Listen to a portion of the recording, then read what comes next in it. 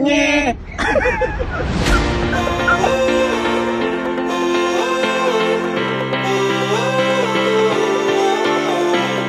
Punta na tayong Zambales. Siyempre, konting stopover para hintayin yung ating mga kasamahan.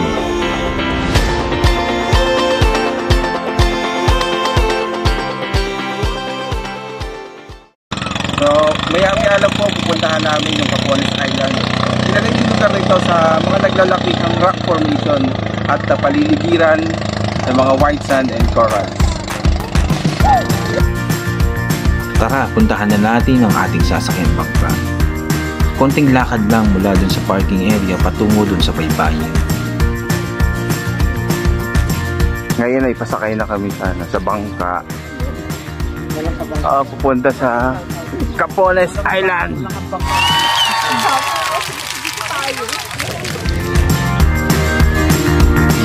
Yan ang isla na ating pupuntahan, ang Capones Island o tinatawag din na Grand Capon or Capon Grande Island.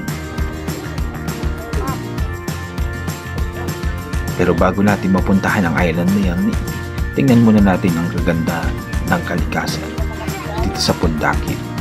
I think ito yung Pundakit Mountain or Mount Pundakit. So dito pa lang sa lugar na to mabubusog na ang iyong mata sa ganda ng ating kalikasan, sa ganda ng ating bayang Pilipinas at sa ganda ng Zambales. Pero bago yan, magmamoment muna ang iyong lingkod habang nag-iintay ng bangka.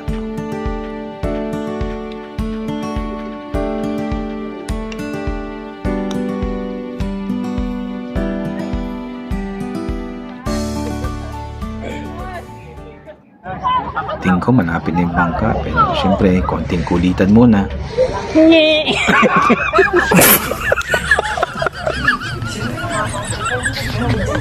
Aba, at umisa pa.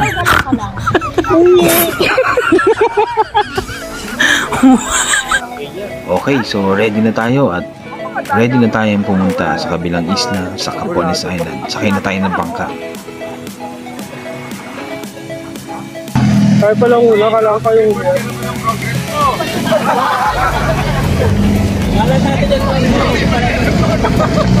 mali.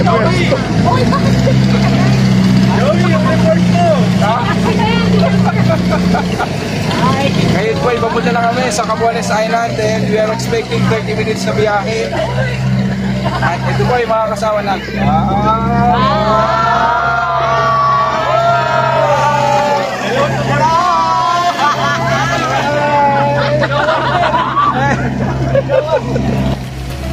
Napakasarap talagang sumakay sa bangka, lalo na ang pupuntahan mo ay isang isla na katulad ng Capones.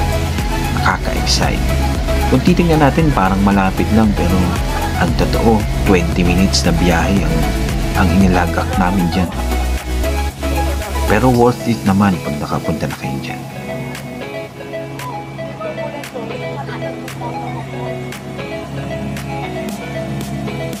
Nga pala, ang dagat na to ay isang ang karugtong na to ng West Philippine Sea.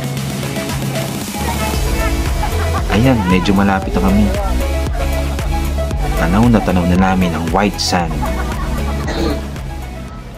Ang isla nito parang isang tumpok ng lupa na inilagay sa gitna ng dagat. Sobrang tataas, mabato. At ito na, nakadaong na kami sa isla ng Capones. Kita niyo naman ang ganda ng ating kalikasan. Ito yung part ng Capones Island. Medyo mataas talaga yung bato niya, stiff.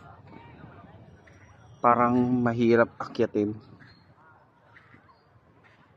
Tapos sa baba, yan white sand yan White sand yan at ang daming mga bato. Alam nyo ba na ang isla nito ay may haba lang na 1.9 kilometers at wala pang kalahating kilometro ang lapad nito. Puro bato siya, pero madali naman lakarin. Ang layo naman nito mula dun sa Barangay Bundakit sa bayan ng San Antonio ay 3.8 kilometers lamang. Pero parang haba ng biyahe namin, no?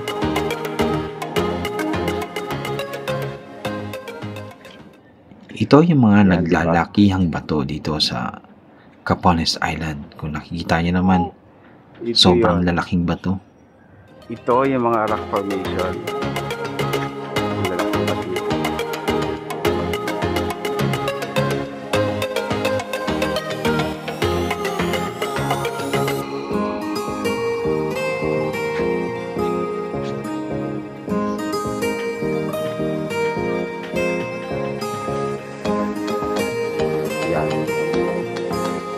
Tayo dito sa likod.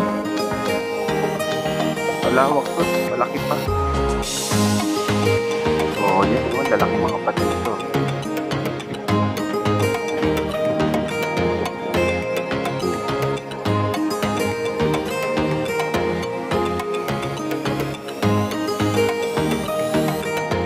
Kaso, ang problema, may mga kalat na rin. Yung mga iniwan ng mga nagpupunta dito. Ayan, may mga bote pa, oh. May coke. Nakakalungkot lang tingnan, nakakalungkot isipin na pinapabayaan natin yung ating kalikasan.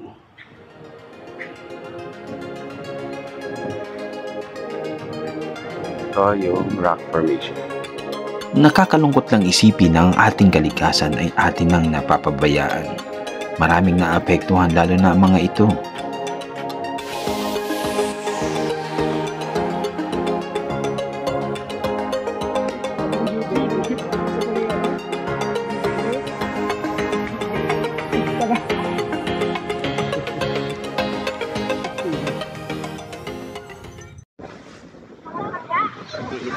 Ang ating bansa ay may mahigit 7,000 isla at isa lang ito sa mga magagandang tanawin na makikita sa ating bansa.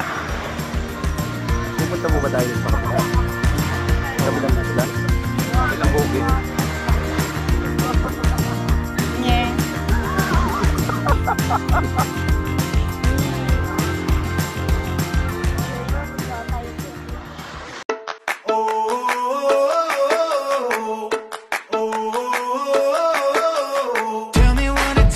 You're feeling alive.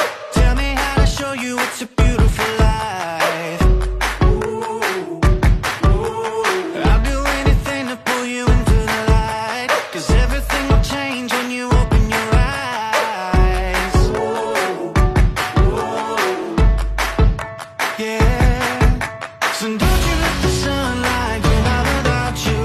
Don't you realize how lucky we are? Open up your heart, baby. At ito naman ang mga nagagandahan at nagagwapuhan.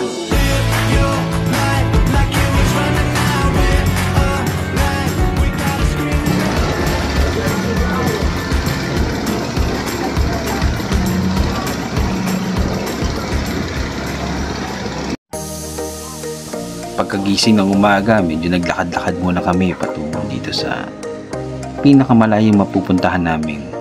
Kita nyo naman, medyo malawak yung aming dinadaanan. Wala pang gaanong mga kubo-kubo dito. At yung part na to, medyo malalambot pa yung sand. Pero dun sa part na aming mga pupuntahan, medyo matitigas na. Ayan, yan, katulad nito. Buhangin siya, pero matigas na siya. Parang lupa na siya.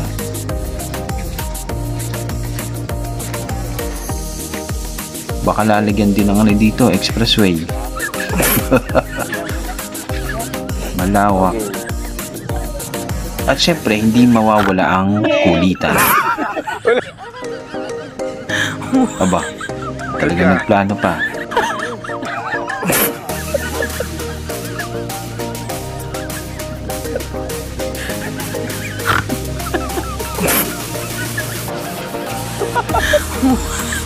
Okay guys, ready?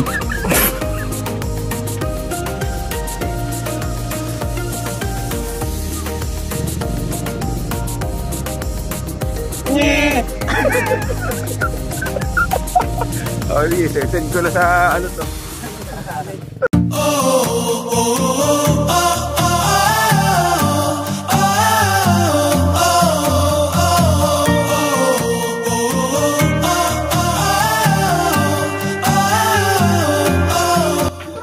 Ang ganda ng kalikasan ay hindi lang natatapos sa paghanga, bagkus sa pagpapahalaga at pag-aalaga sa ating kalikasan ang nagbibigay ng kasiyahan sa bawat isa.